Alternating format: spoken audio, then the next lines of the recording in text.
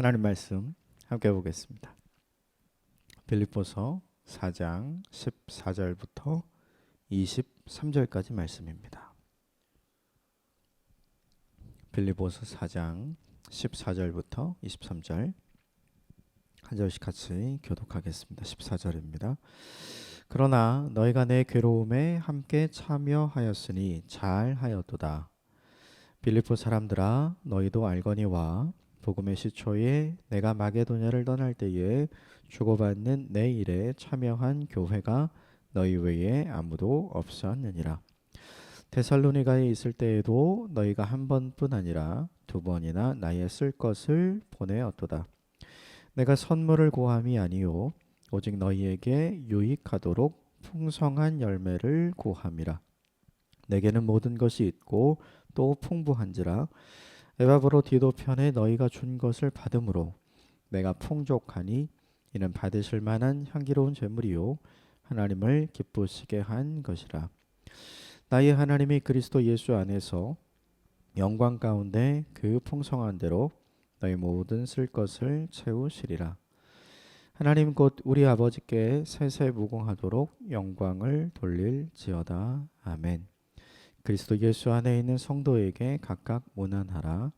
나와 함께 있는 형제들이 너희에게 문안하고 모든 성도들이 너희에게 문안하되 특히 가이사의 집 사람들 중 몇이니라. 주 예수 그리스도의 은혜가 너희 심령에 있을지어다. 아멘. 이것은 하나님의 말씀입니다. 어제 본문에 몇 가지를 함께 나누셨죠.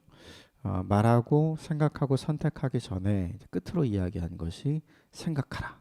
그러니까 생각하고 말하고 생각하고 선택하고 생각하고 행동하라 이야기했습니다. 왜냐하면 이렇게 하지 않아서 성도들 때문에 예수님을 믿으려 하지 않는 사람들이 생겼기 때문이죠. 빌립보 교회가 이제 분열 속에 있는 교회였기 때문에 그 분열을 조장한 성도들이 있는 것 자체로 복음의 장애물이 되고 있었기 때문에 그들이 말하고 행동하고 선택하는 모든 것이 정말 성경적인가, 정말 바른 것인가, 또 하나님께서 칭찬할 만한 것이고 또 하나님께서 사랑하실 만한 것인가, 참으로 깨끗한 것인가, 그것이 덕을 세우는 것인가, 그것이 정말 가치 있는 것인가 이렇게 생각하고 하라 이렇게 권면을 해주었고요. 그리고 복음에 합당한 삶을 계속해서 실천하라고 이야기합니다. 사도 바울이 빌립보 교회 성도들에게 믿음의 유산으로 가르쳐주고 또 전해주고 또 보여주고 남겨준 것들이 있죠. 그것을 실천하는 인생을 살라. 그것을 실천할 때 복음이 복음으로 전해지고 내가 예수 그리스도의 사람으로 누군가에게 보여지고 증거되고 전해지기 때문이죠. 그 결과가 뭐였냐면 하나님의 평강이 임할 것이다. 그러니까 하나님의 평강은 우리가 달라고 구하는 것이 아니라 하나님의 평강은 우리에게 임하는 것이죠. 누구에게 임하냐면 주의 뜻대로 사는 사람에게, 복음에 합당한 삶을 실천하는 사람에게 하나님의 평강이 임합니다. 그래서 우리에게도 중요한 것이 말씀을 따라 사는 사람에게 하나님께서 주시는 평강이 있죠. 그 평강을 놓치지 않았으면 좋겠고 그 평강을 사모하는 삶을 살았으면 좋겠습니다. 그리고 그 평강을 누리기 위해 우리도 실천하며 행하는 아름다운 믿음의 사람이 되기를 원합니다. 마지막으로 세 번째 함께 나눴던 것이 뭐냐 하면 사도 바울이 풍부에 있어도 또 비천에 있어도 그 모든 상황을 다 견뎌낼 수 있었던 힘, 그것은 주 안에서 주께서 주시는 능력 때문이었죠. 그러니까 많은 것을 갖고 있었기 때문에 하나님이 필요 없는 사람이 되지도 않았고 너무나 없어서 하나님을 원망하고 신앙을 버린 사람이 되지 않았죠. 이것을 사도 바울은 자족하는 방법을 배웠다 이렇게 이야기를 합니다. 균형 있는 신앙을 갖게 되는 것, 균형 잡힌 신앙을 갖게 되는 것, 이것은 저절로 되는 것은 아닌 것 같아요. 어제 본문에 사도 바울이 이야기해 준 것처럼 스스로 배워야 하는 것이고 배우기 위한 환경에 처해야 하는 것이죠. 그러나 그 안에서 신앙을 놓치지 않고 흔들리지 않고 배울 수 있는 방법, 가장 중요한 방법은 하나님이 주시는 은혜와 능력이었습니다. 이것을 잊지 않고 오늘도 하나님이 주시는 은혜와 능력 안에 살아가는 저와 여러분이 되었으면 좋겠습니다. 오늘 본문은 이제 드디어 빌립보서 마지막 본문인데 크게 두 가지의 내용이 있습니다. 지금까지 사도 바울과 동역해준 빌립보 교회에 대한 이야기가 등장하고 그 교회와 성도를 축복하고 마지막으로 인사하는 내용이 등장을 합니다. 먼저 14절, 15절, 16절 같이 읽겠습니다. 시작. 그러나 너희가 내 괴로움에 함께 참여하였으니 잘하였도다. 빌립보 사람들아, 너희도 알거니와 복음의 시초에 내가 마게도냐를 떠날 때에 주고받는 내 일에 참여한 교회가 너희 외에 아무도 없었느니라. 데살로니가에 있을 때에도 너희가 한 번뿐 아니라 두 번이나 나의 쓸 것을 보내었도다. 14절에 너희가 나의 괴로움에 참여하였다. 내가 힘들고 어려울 때 너희가 함께 동참해 주었고 도와주었다. 그래서 그들을 칭찬합니다. 정말 잘하였도다.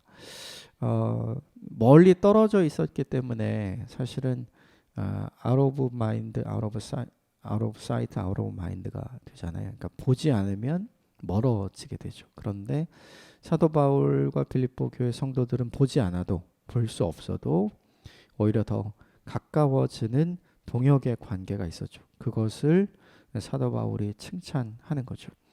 사도 바울이 빌립보 교회를 위해서 무언가 한 일은 없어요. 그런데 빌립보 교회가 사도 바울을 위해서 계속해서 도움을 주고 있었죠. 이것을 잘 기억해야 합니다. 누군가를 도울 수 있을 때 그 일을 계속 감당하는 것이 하나님 보시기에 어떤 것인가, 그것이 잘하였도다라고 칭찬받을 만한 일이라는 거, 이것을 기억하셨으면 좋겠습니다. 구체적으로 사도 바울이 칭찬한 내용이 15절과 16절에 등장하는데 빌립보에서 빌립보를 떠나올 때 그때를 복음의 시초라고 이야기를 하고, 그리고 그때는 사도 바울이 섬겼던 교회가 이제 빌립보 교회 하나밖에 없었죠. 그래서 빌립보 교회가 사도 바울을 잊지 않고 사도 바울을 돕는 역할을 그때부터 진행을 하고요. 16절에 보면 데살로니가에 있을 때에도 너희가 두 번이나 나에게 쓸 것을 보냈다. 이렇게 이야기를 하죠. 15절과 16절의 배경이 되는 성경 본문이 하나 있습니다. 사도행전 17장인데 사도행전 16장부터 사도 바울이 박해를 당하게 되죠. 그러니까 빌립보 교회를 세울 때부터 사도 바울이 박해 속에서 빌립보 교회를 세우게 되고 그 박해가 끊어지지 않습니다.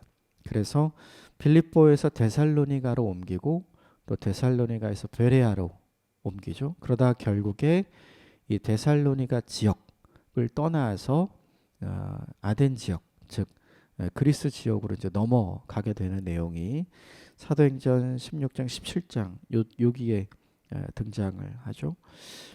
그 이야기를 지금 하고 있는 거예요.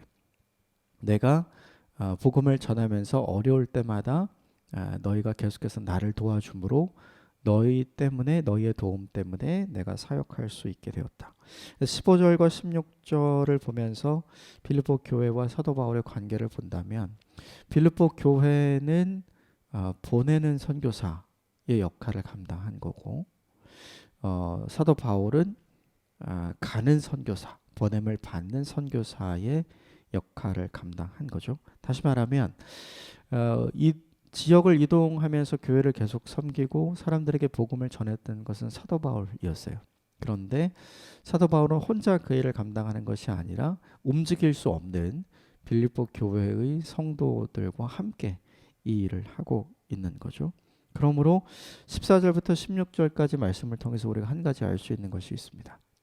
그것은 무엇이냐면 사도 바울과 빌립보 교회가 함께 동역하는 한 팀이었다는 거죠.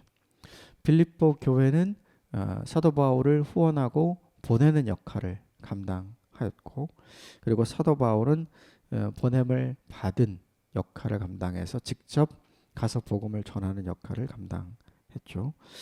이것이 우리에게 주는 메시지가 하나 있습니다. 그것은 뭐냐면 하나님의 드림팀이 된다는 게 무엇인지를 보여주는 거죠. 모두가 다 갈 수는 없는 것 같아요.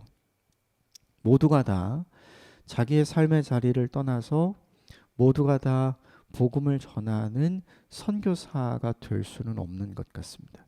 그러니까 누군가는 자기의 삶의 현장에서 남아서 일상을 지키고 일상의 삶을 유지하고 그 일상의 삶에 복음의 씨를 계속 뿌리는 사람들이 필요한 것이고, 또 누군가는 그 일상의 자리를 떠나서 예수님께서 이야기하신 땅끝으로 나아가는 사람이 필요한 거죠. 그런데 이 두 종류의 사람은 서로 다른 역할을 하는 것 같고 서로 다른 부르심을 가진 것 같지만, 오늘 본문에 있는 것처럼 이들이 함께 돕고 함께 연합함으로 함께 사역하고 함께 동행할 수 있는 믿음의 드림팀, 하나님의 드림팀이 될 수 있다는 걸 보여주죠. 그래서 한 가지 도전하고 싶은 것이 있습니다. 그것은 무엇이냐면 우리는 대개 우리 일상의 자리를 지킵니다. 우리 일상의 자리를 지키는 보내는 선교사의 역할을 감당할 확률이 훨씬 더 높은 거죠. 그래서 우리 일평생 동안에 적어도 일정 기간이나 아니면 우리가 하나님 나라 가기 전까지 우리가 할 수 있다면 하나님의 드림팀을 누군가와 만들어 보는 것이 우리에게 얼마나 좋은 일인가, 우리에게 얼마나 도전이 되는 일인가, 이 본문이 우리에게 보여주는 거죠. 선교사님들을 위해서 내가 작정하고 후원하는 일, 또 선교사님을 위해서 우리 가족이 작정하고 돕고 기도하는 일, 또 선교사님을 통해서 우리 교회가 함께 기도하고 또 함께 후원하고 또 함께 그 사역에 동참하는 일이 얼마나 복되고 아름다운 일인가를 이 본문을 통해서 우리가 도전 받을 수 있죠. 그래서 이 한 가지를 좀 적용했으면 좋겠습니다. 일평생 동안 내가 기도할 수 있는 선교사님이 적어도 한 가정은 있으면 좋겠다.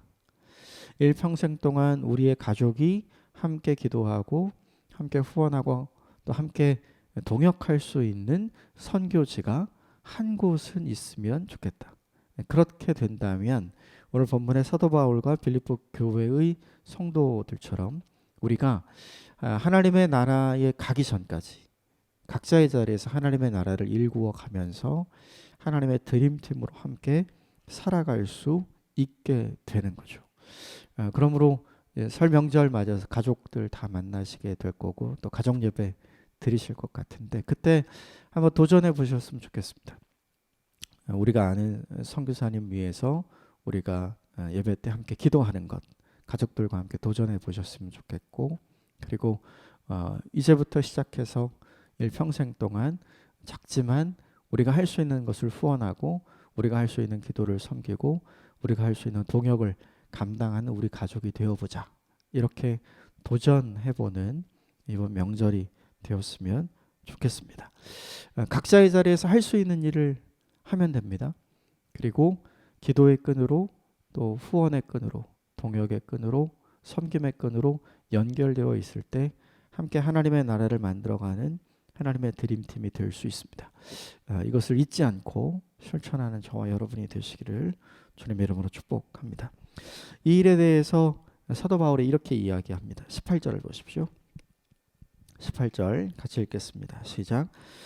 내게는 모든 것이 있고 또 풍부한지라 에바브로 디도편에 너희가 준 것을 받음으로 내가 풍족하니 이는 받으실 만한 향기로운 제물이요 하나님을 기쁘시게 한 것이라. 거기 보면 빌립보 교회가 사도 바울을 후원하고 계속해서 잊지 않고 도왔던 것, 그리고 사도 바울을 위해 기도했던 모든 것, 그리고 오늘 본문에 등장하는 것처럼 에바브로 디도라는 사람을 파송해서 멀리 떨어져 있는 사도 바울을 돕고 또 그에게 또 후원금을 보내준 사실에 대해서 이야기를 하죠. 그러면서 사도 바울이 이렇게 고백합니다. 이 모든 것은 지금까지 한 빌립보 교회 성도들이 한 모든 것은 하나님이 받으실 만한 향기로운 제물이다. 하나님이 받으시는 향기로운 제물은 항상 어디에 있는 거냐면 예배하는 가운데 있죠. 그러니까 그들이 선교사였던 사도 바울을 위해서 기도하고 사도 바울을 후원하고 사도 바울과 함께 동역했던 그 모든 것, 그것을 하나님께서 어떻게 생각하시는지를 보여주는 거예요. 하나님께서 받으실 만한 거룩한 예배라고 사도 바울이 이야기하고 있는 거죠. 예배는 우리가 함께 모여서 따로 드리는 것만 예배가 아니죠. 이 본문이 우리에게 보여주는 메시지는 우리가 하는 모든 것이 하나님이 받으시는 예배가 될 수 있다는 가능성이 이 본문에서 드러나게 되는 거죠.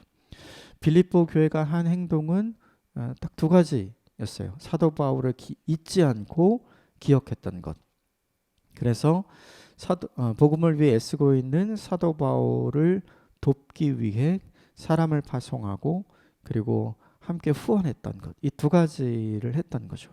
그런데 이 두 가지를 하나님은 사도 바울을 통해서 뭐라고 얘기하시냐면 하나님이 받으실 만한 향기로운 제물, 즉 하나님이 받으실 만한 거룩한 예배다라고 이야기를 하는 거죠. 우리가 하는 모든 것이 예배입니다. 우리가 주를 위해 하는 모든 것이 하나님이 기뻐 받으시는 예배가 됩니다. 그 하나님이 기뻐 받으시는 예배를 통해서 하나님이 어떤 상태가 되시는가? 하나님을 기쁘시게 한 것이라. 하나님을 기쁘시게 하는 인생을 살아가는 방법이 오늘 본문에 등장하죠. 그것은 무엇이냐면 내가 직접 가는 것도 하나님께서 기뻐하시는 것이 될 수 있고 하나님께 드리는 예배가 될 수 있겠죠. 그러나 내가 직접 가지 못해도 우리가 함께 보내는 사람이 되고 그를 잊지 않고 기억하며 그의 사역을 함께 후원하고 함께 그의 사역에 동참할 때 그것이 하나님이 기뻐하시는 것이 되고 하나님의 기뻐 받으실 만한 예배가 될 수 있다는 거죠. 그러므로 이것 하나 잊지 않았으면 좋겠습니다. 우리가 시간을 정하고 장소를 구별해서 함께 모여 하나님의 행하신 일을 찬송하고 함께 말씀을 나누고 그 말씀을 붙들고 기도하면서 우리의 삶과 우리의 미래를 주님 앞에 의탁하는 것도 예배입니다. 그 안에도 충만한 하나님의 은혜가 있고 하나님이 그것을 기뻐하시죠. 그러나 그것과 반대로 우리가 일상적으로 선교지를 위해 우리가 기도하는 것, 선교사님을 잊지 않고 기억하는 것, 그의 사역에 동참하고 그의 사역에 후원하는 모든 것도 하나님이 무엇으로 기뻐 받으시냐면 하나님이 기억하시는 예배, 하나님이 기뻐하시는 예배로 받아 주시는 것이죠. 그러므로 우리는 두 가지의 예배를 드릴 수가 있는 것 같아요. 우리가 모여서 함께 드릴 수 있는 일반적인 예배를 드릴 수 있고 또 우리의 삶으로 우리의 행함으로 우리의 선함으로 하나님께 예배할 수 있는 가능성이 이 본문 속에서 우리에게 보여지죠. 그러므로 이 두 가지 예배를 멈추지 않는 저와 여러분이 되었으면 좋겠습니다. 함께 모여서 예배하는 것, 이거 멈추지 않는 인생을 사셨으면 좋겠고 또 하나 우리의 섬김과 우리의 기도와 또 우리의 기억과 우리의 사역의 동참으로 하나님 앞에 예배하는 것 멈추지 않는 저와 여러분이 되었으면 좋겠습니다.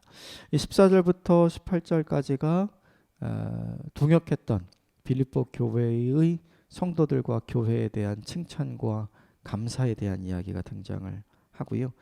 이후 19절부터는 이제 축복하고 인사하는 장면이 등장합니다. 19절과 20절 같이 좀 읽겠습니다. 19절 20절 시작. 나의 하나님이 그리스도 예수 안에서 영광 가운데 그 풍성한 대로 너희 모든 쓸 것을 채우시리라. 하나님 곧 우리 아버지께 세세무궁하도록 영광을 돌릴지어다. 마지막으로 축복하고 인사를 하면서 사도 바울이 했던 게 뭐냐면 사도 바울의 빌립보 교회 성도들을 위한 간구이고 바램입니다. 19절에 이렇게 되어 있죠. 나의 하나님이 그리스도 예수 안에서 그분의 영광 가운데 그분의 풍성한 대로 너의 모든 것을 채워 주실 것이다. 원문의 뉘앙스는 채워 주시기를 간구하는 겁니다. 하나님께서 너희가 나를 기억하고 나를 위해 계속적으로 도운 것에 대해서 하나님께서 복을 내려주시도록 간구하고 비는 내용이죠. 사도 바울이 이 내용을 간구하고 빌었던 것은 생각해보면 되게 간단해요. 1세기를 살았던 그리스도인들은 대부분 가난했습니다.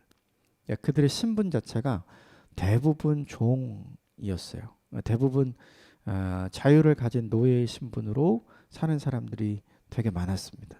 그러니까 그들이 함께 모을 수 있었던 것이 그렇게 많은 것, 그렇게 큰 것은 아니었던 거죠. 그들의 삶을 생각해 본다면 굳이 하지 않아도 되는 일을 기꺼이 즐겨내면서 감당했던 빌립보 교회 성도들이 너무나 감사하고 너무나 대견했던 것이죠. 이 빌립보 교회의 성도들은 예루살렘 교회도 도왔고 또 고린도 지역에 있었던 사람들도 도왔죠. 고린도 후서가 그것을 증거하죠. 빌립보에서 살았던 많은 사람들이 부자는 아니었습니다. 가난한 사람들이었어요. 그럼에도 불구하고 그들은 없는 중에 함께 마음을 모으고 뜻을 모아서 선교 헌금에 동참했고 선교 사역에 함께 동참했던 거죠. 이것이 보여주는 게 뭐냐면 빌립보 교회 성도들의 가슴 속에 무엇이 있는가, 마음 속에 무엇이 있는가를 보여주는 거죠. 그들의 마음 속에는 하나님이 있었죠. 그들의 마음 속에는 십자가에서 죽으시고 또 십자가에서 부활하신 예수 그리스도의 은혜가 충만했었죠. 이것은 누구의 가슴 속에 있었던 거냐면 사도 바울의 가슴 속에 있었던 거예요. 그래서 사도 바울은 보수가 없잖아요. 이 일을 스스로 텐트 메이커의 역할을 감당하면서 그는 멈추지 않고 복음의 사역을 감당하죠. 또 그 모습에 감동했던 빌립보 교회와 성도들도 사도 바울의 사역에 함께 동참하죠. 예수님 마태복음 6장에 이런 말씀을 하십니다. 너희의 보물이 있는 곳에 너희의 마음이 있다. 그러니까 빌립보 교회 성도들의 인생에 자신들만 있었으면 이렇게 할 수 없는 거죠.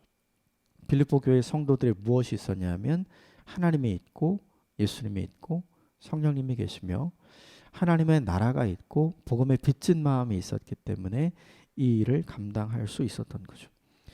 이 일을 이렇게 감당하는 사람들에게 주님께서 약속하신 것이 또 마태복음 6장 33절에 등장하죠. 너희는 먼저 그의 나라와 그의 의를 구하라. 그리하면 이 모든 것을 너희에게 더하시리라. 거기 등장하는 이 모든 것은 무엇을 먹을까, 무엇을 마실까, 무엇을 입을까, 즉 먹고 사는 것에 대한 이야기였어요. 왜냐하면 예수님 말씀을 듣는 대부분의 사람들이 가난했기 때문이죠. 그런데 그 사람들이 하나님의 나라와 하나님의 의를 구하는 인생이 되면 그들의 중심에, 그들의 마음에 하나님 나라가 먼저 심겨진 인생을 살면 어찌 하나님께서 그들을 책임져 주시지 않겠느냐고 예수님이 이야기하죠. 사도 바울은 그의 선교 사역을 통해서 그의 인생을 통해서 이것을 경험했어요.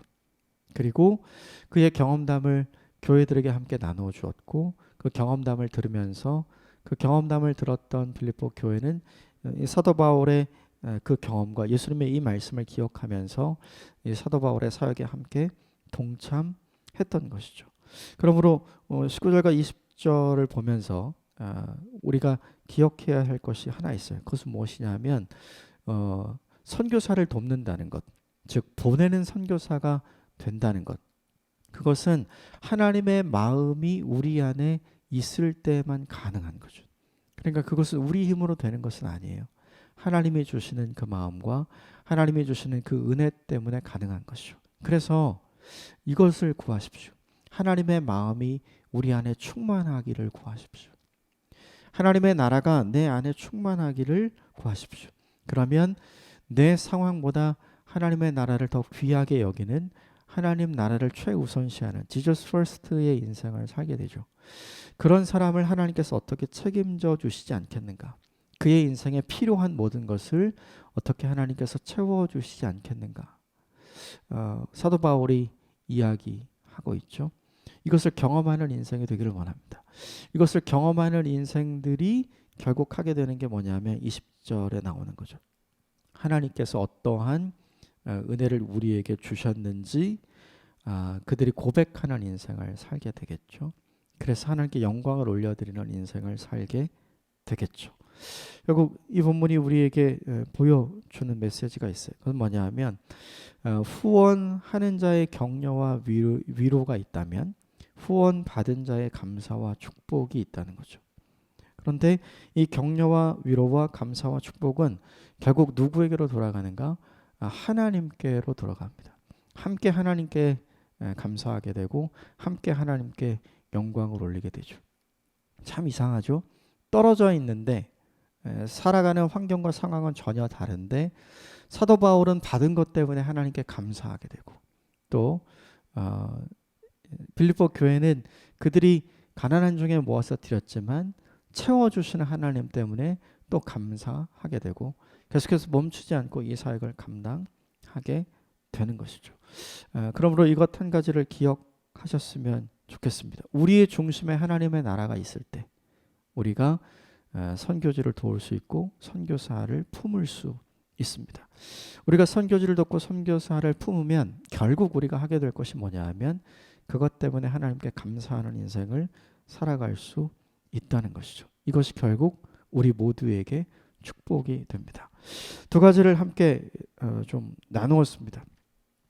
오늘 본문에서 하나님의 드림팀이 되는 것을 도전해 봅니다. 이번 명절에 함께 가족들과 이야기하시면서 함께 예배하면서 하나님의 드림팀을 함께 만들어가는 가정을 이루시게 되기를 바랍니다. 그것이 하나님이 기뻐 받으시는 예배가 될 수 있다는 것, 하나님이 기뻐하실 수 있는 일이 될 수 있다는 것 기억하시면 좋겠고요. 우리가 없는 중에 선교지를 돕고 또 선교사를 후원하고 또 그를 기억하면서 기도함으로 그 사역에 동참할 때 하나님께서 우리의 빈자리를 채워주시는 넘치는 은혜가 우리에게 있을 것을 기대하고 또 믿습니다.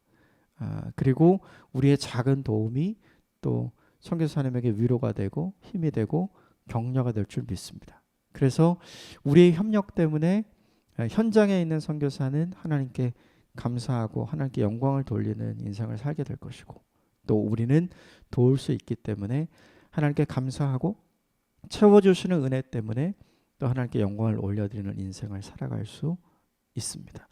이 윈윈의 은혜가 선교지 그리고 저와 여러분의 가정이 있게 되기를 주님의 이름으로 축복합니다. 함께 기도하겠습니다.